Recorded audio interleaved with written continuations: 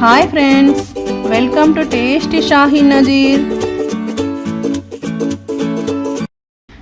ఈరోజు నోరూరించే ఇంట్లోనే అతి సులువుగా ఎప్పుడు కావాలంటే అప్పుడు తయారు చేసుకునే అతి రుచికరమైన మిర్చి బజ్జీ చేయబోతున్నాను.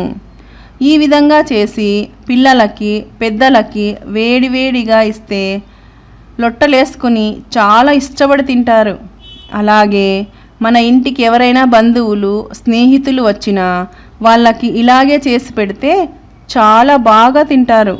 అందరూ ఇష్టపడి తినేలా మిర్చి బజ్జీ ఎలా తయారు చేయాలో ఇప్పుడు చూద్దాం. ముందుగా మనకు కావలసిన 1/2 కేజీ శనగపిండి, బజ్జీ మిర్చి తీసుకోవాలి. సరిపడా ఉప్పు, 1/2 స్పూన్ పసుపు, 1/2 స్పూన్ కారం, 1 నిమ్మకాయ, 1/4 కప్పు జీలకర్ర పొడి. ఇప్పుడు శనగపిండి తీసుకుని అందులో సరిపడా ఉప్పు, పసుపు, కారం, 1/2 స్పూన్ సోడా పొడి ఇవన్నీ కలుపుకొని వీటికి లైట్గా వాటర్ యాడ్ చేస్తూ పిండిని బాగా కలుపుతూ ఉండాలి.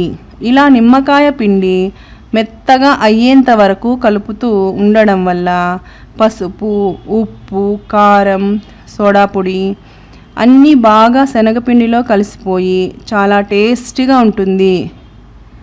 అంతేకాదు, ఇలా బాగా కలపడం వల్ల మిర్చి బజ్జీ చూడ్డానికి బాగుంటుంది. అంతేకాదు రుచికరంగా ఉంటుంది. ఇలా కలుపుకొని దీన్ని కొద్దిసేపు పక్కన పెట్టుకోవాలి. ఆ తర్వాత మిర్చి తీసుకుని ఇలా నైఫ్తో హాఫ్ కట్ చేసి అందులో విత్తనాలు తీసి ఈ విధంగా జీలకర్ర పొడి యాడ్ చేస్తూ ఉండాలి.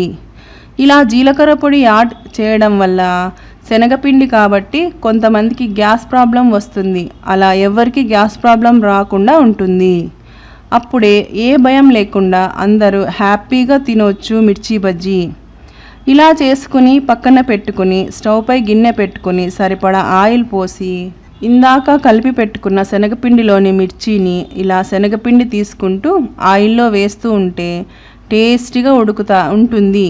ఇలా శనగపిండి తీసుకుంటూ ఆయిల్లో మిర్చిని వేస్తే మిర్చి బజ్జీ క్రిస్పీగా వస్తాయి. బ్రౌన్ కలర్ వచ్చేంత వరకు నూనెలో ఇలా వేసి తీస్తూ ఉండాలి. ఇలా చేస్తూ మంచి రుచికరమైన మిర్చి బజ్జీని మన ఇంట్లోనే తయారు చేసుకోవచ్చు. మనం ఎప్పుడైనా ఏదైనా తినాలనిపించినప్పుడు ఈవినింగ్ స్నాక్స్ లాగా ఎప్పుడు పడితే అప్పుడు చాలా ఈజీగా, త్వరగా, టేస్టీగా చేసుకుని మిర్చి బజ్జీ తినొచ్చు.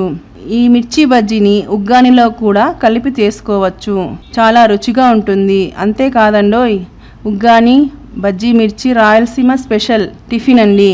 ఇలా టేస్టీ మిర్చి బజ్జీని మీరు కూడా ట్రై చేసి చూడండి. టేస్ట్ ఎలా వచ్చిందో కామెంట్ రూపంలో తెలియచేయండి. మీకు నచ్చితే ఈ వీడియోని లైక్ చేయండి, సబ్స్క్రైబ్ చేయండి, మీ ఫ్రెండ్స్ అందరికీ షేర్ చేయండి. మరొక మంచి రెసిపీతో మీ ముందు ఉంటా. Bye friends.